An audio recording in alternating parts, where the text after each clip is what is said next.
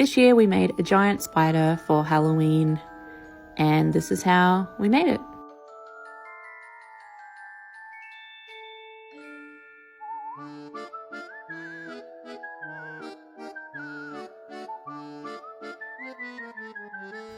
I got my inspiration for this from Wicked Makers, and we started out with some chicken wire to make the frame of the body, for the body shape.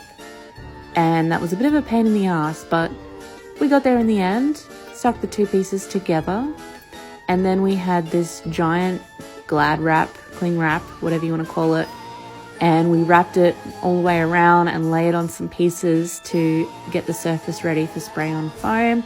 And that was a real pain in the ass as well, as you can imagine, putting a lot of cling wrap all over it and getting it to go the direction you want. But it doesn't have to be perfect. You just want to get that shape on there so that it's ready for the foam to make the rest of the body.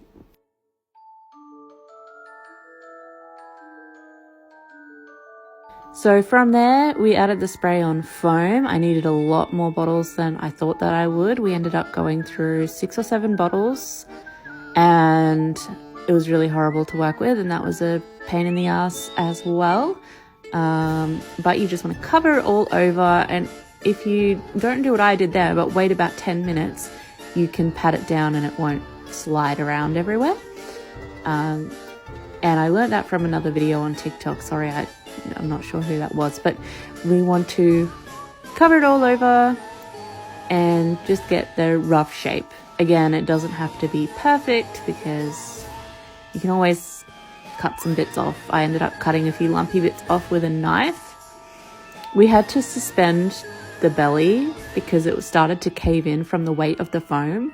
So we had to do a bit of a trick with wire and rope there.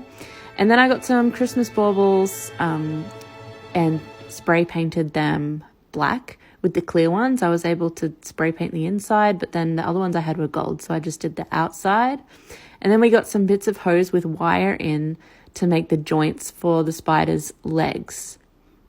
Back to the body, scraped off any uneven bits and lumpy parts that were not sort of fitting with the shape, and that was a bit of a pain in the ass as well. I definitely should have smoothed it more over when it was wet. And then with the legs, we used those wire joints and pieces of electrical pipe and then put pool noodles over the top. Back to the body, we're spraying it now. I haven't really done many voiceovers before, if you can't tell.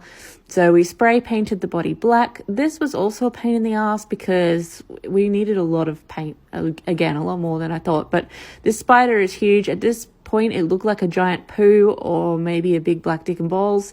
And then we put the eyes on and the little eyebrows I made out of foam, and then the legs, Jamie made this frame for the legs so we could stick them all on and you can take them on and off.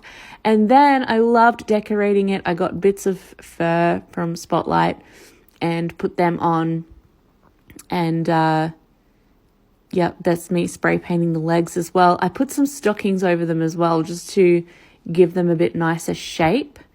And then I got the fur and put tufts on the joints of the brown fur.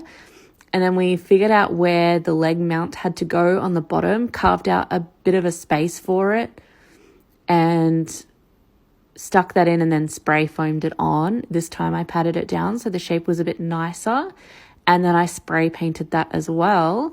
Then we stuck the legs on. I skipped a bit filming with a bit of the fur. But the fur, I also put some spray paint on to give it some texture. So there's multicolored textures in the furry bit. So some black on the brown, there's some grey paint on the body, and there was a bit of fur on the front. And I made the little fangs out of pool noodles as well. And then we mounted it on the roof, which was a bit of a pain in the ass as well. But all in all, a few bits were a pain in the ass, as I've said like 50 times now. But it was worth it. It turned out great. Everyone's stopping to take photos. And because of his little moustache, we named him Flanders. So that's Flanders the spider, all mounted up and ready to go.